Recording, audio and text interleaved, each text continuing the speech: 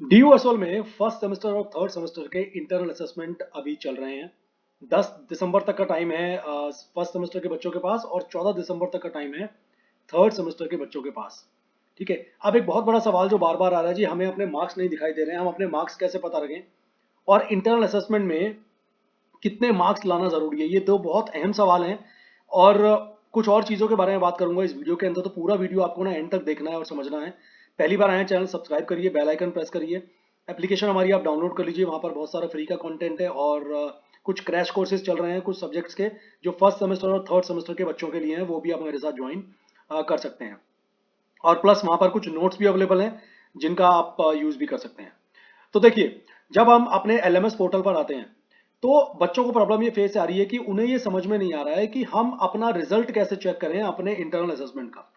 जैसे जब आप अपना पोर्टल ओपन कर लेते हैं, तो इस तरीके से कुछ पोर्टल आपके सामने आएगा। जैसे इस बच्चे ने सिर्फ एक पेपर है जो ये नहीं दिया अभी तक, जी इंग्लिश फ्लुएंसी 1 का, बाकी इसने पेपर दे दिए हैं।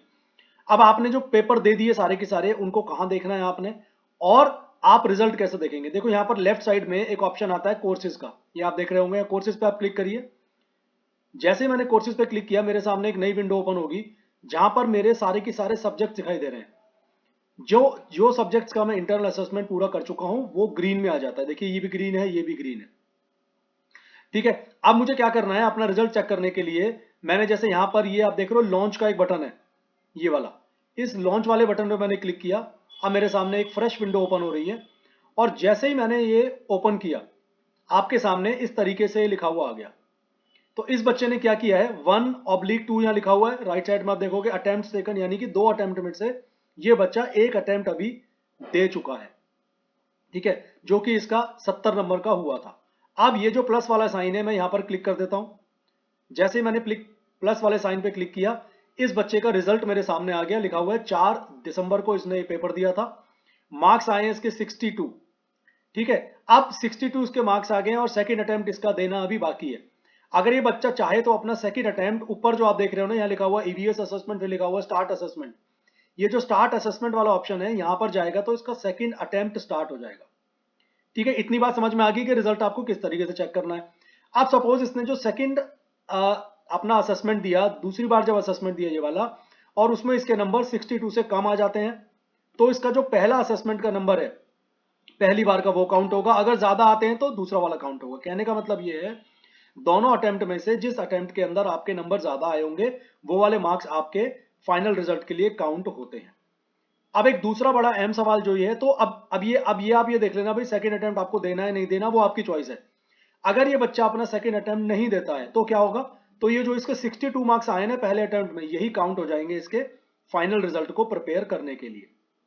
अब हमें मार्क्स लाने कितने इंटरनल असेसमेंट है, देखो, आपका जो इंटरनल असेसमेंट है, अगर वो 70 नंबर का ही है, तो 40% आपको नंबर लेकर आने हैं, यानी कि 28 नंबर आपको मिनिमम इसमें स्कोर करने ही हैं। 28 से नंबर आपके अगर कम आए हैं, तो आप इस इंटरनल असेसमेंट में फेल माने जाओगे। ठीक है। और अगर 28 से ज्यादा जितने भी नंबर आए हैं, 29 है, 30 है, 31, 32, कितने भी हैं, तो आप पास माने जाओगे। और इंटरनल असेसमेंट देना आपको जरूर है, ये कंपलसरी है।